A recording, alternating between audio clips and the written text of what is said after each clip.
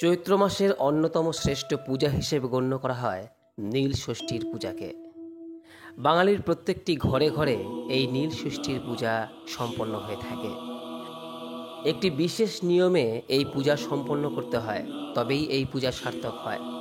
কেন এই নীল ষষ্ঠীর পূজা করা হয়, কীভাবেই বা এই নীল ষষ্ঠীর পূজা করতে হয়? এই বছর 1431 বঙ্গাব্দে কোন সময় নীল ষষ্ঠীর পূজা সম্পন্ন করবেন, তা আজ এই ভিডিওতে আপনাদের সামনে বিস্তারিত আলোচনা করব। আশা করি এই ভিডিওটি আপনাদের সমৃদ্ধ করবে। নমস্কার দর্শক বন্ধুরা, অমৃত কথা এই চ্যানেলে জানাই আপনাদের সুস্বাগতম। ভারতীয় দর্শন, শাস্ত্র এবং বিভিন্ন দেবদেবীর পূজা অর্চনা পদ্ধতি এই চ্যানেলের মূল আলোচনার বিষয়বস্তু। বন্ধুরা, নীলের পূজা বলতে বোঝায় ভগবান শিবের পূজা। কারণ আপনারা নিশ্চয়ই জানেন যে ভগবান শিবের অপর নাম হলো নীলকণ্ঠ। সমুদ্র মন্থনের সময় নীল রঙের তীব্র গরল পান করে তিনি নীলকণ্ঠ হয়েছিলেন। তাই নীলের পূজা আসলে ভগবান শিবের পূজা। আর মা ষষ্ঠী হলেন মা দুর্গার অপর এক রূপ।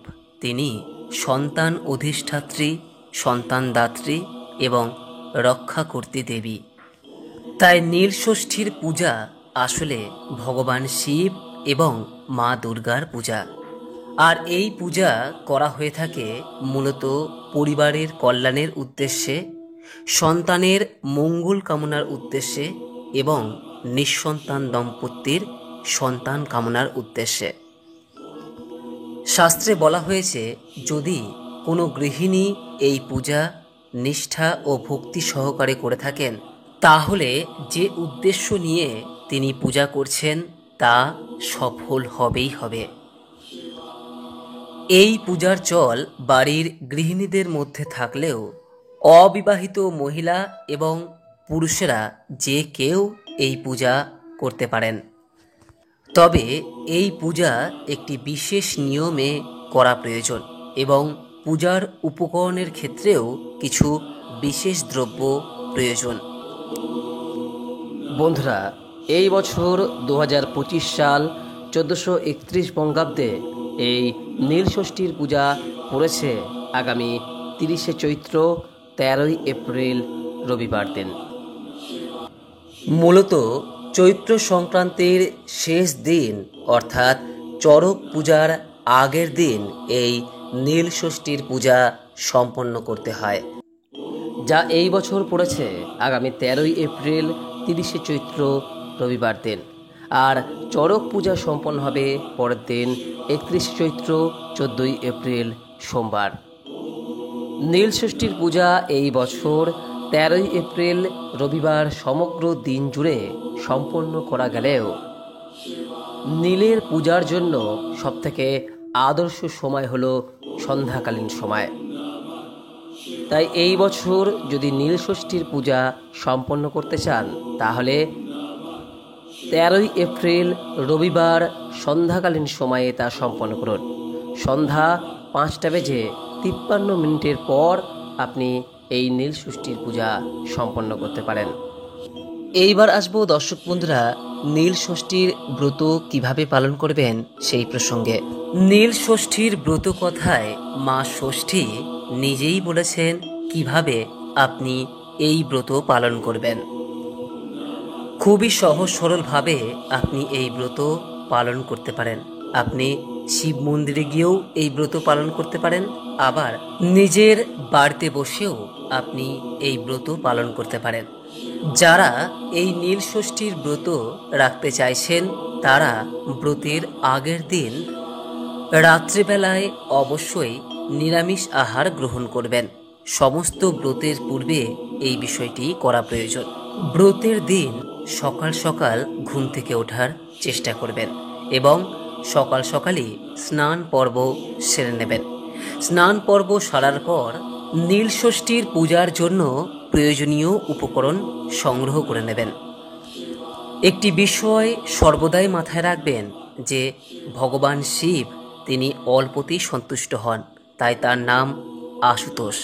তাই বাহ্যিক আড়ম্বর নয়, আপনার অন্তরের ভক্তি এবং নিষ্ঠাই কিন্তু সবথেকে বড় বিষয়।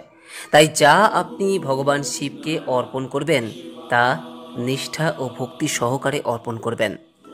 নীলষষ্ঠীর পূজায় যে উপকরণগুলি অবশ্যই প্রয়োজন তা হলো ফুল, ফল এবং বেলপাতা। ফুলের মধ্যে ভগবান শিবের পছন্দের যে কোনো একটি ফুলের মালা আপনি তাকে অর্পণ করতে পারেন, আর তা হলো আকন্দ ফুল বা কলকে ফুল বা ধুতরা ফুল বা চাঁপা ফুল অথবা নীলকণ্ঠ। আর মা ষষ্ঠীর উদ্দেশ্যে পারলে একটি লাল ফুল সংগ্রহ করবেন। এর সঙ্গে সংগ্রহ করবেন 5 প্রকার ফল, যার মধ্যে বেল এবং বোঁটাযুক্ত কাঁচা আম থাকলে সব থেকে ভালো। আর এই সময় এই দুটি ফল আপনি খুব সহজেই পেয়ে যাবেন এবং তার সঙ্গে আরও 3টি আপনার পছন্দের ফল। এবং তার সঙ্গে অবশ্যই যেটা প্রয়োজন তা হলো বিল্বপত্র অর্থাৎ বেলপাতা, যা না হলে এই পূজা কখনোই সম্পন্ন হবে না।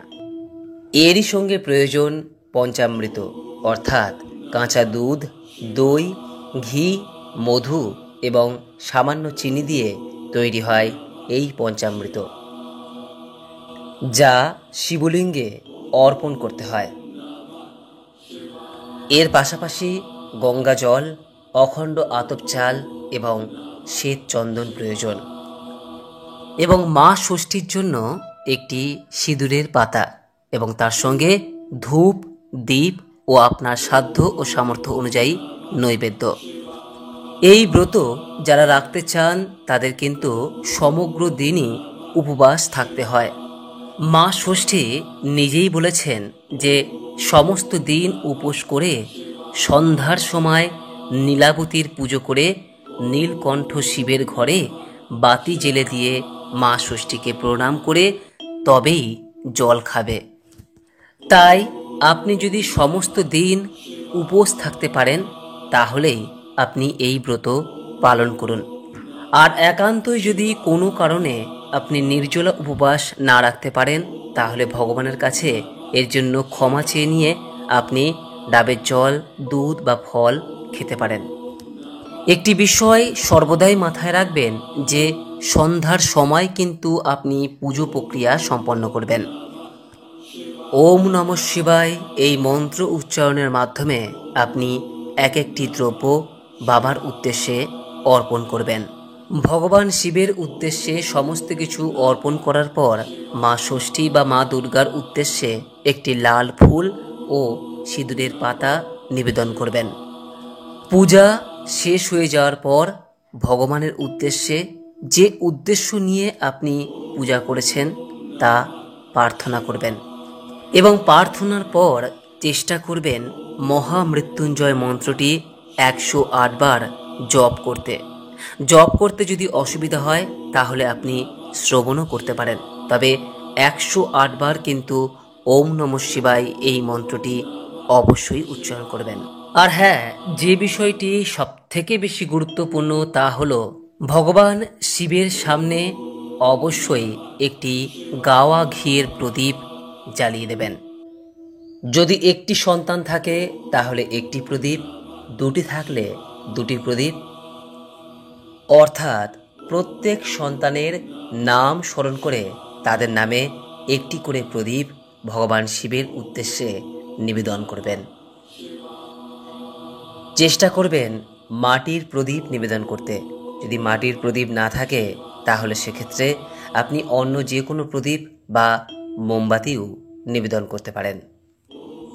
মা ষষ্ঠী নিজেই বলেছেন যদি কেউ ভক্তি ও নিষ্ঠা সহকারে এই ব্রত পালন করেন এবং ভগবান শিবের উদ্দেশ্যে সন্তানের নামে বাতি প্রজ্বলন করেন তাহলে সন্তানের কখনোই অমঙ্গল হয় না। তাই এই দিন অবশ্যই সন্তানের নাম স্মরণ করে নীলের উদ্দেশ্যে অর্থাৎ ভগবান শিবের উদ্দেশ্যে বাতি প্রজ্বলন করবেন এবং সবশেষে নীলষষ্ঠীর ব্রত কথা শ্রবণ করে বাবার প্রসাদ গ্রহণ করেই উপবাস ভঙ্গ করবেন। আশা করি দর্শক বন্ধুরা নীলষষ্ঠী সম্পর্কিত এই ভিডিওটি আপনাকে সমৃদ্ধ করেছে। এরপরও যদি এই সংক্রান্ত কোনোরূপ কোনো প্রশ্ন বা মতামত থাকে নিজের কমেন্ট বক্সে অবশ্যই জানাবেন। ভগবান শিব ও মা ষষ্ঠীর কৃপায় আপনার ও আপনার পরিবারের মঙ্গল হোক এই কামনা করে আজকের মতো ভিডিওটি এখানেই শেষ করলাম। নমস্কার, ধন্যবাদ। ঈশ্বর আপনার মঙ্গল করুক। ওম নমঃ শিবায়। জয় মা ষষ্ঠী।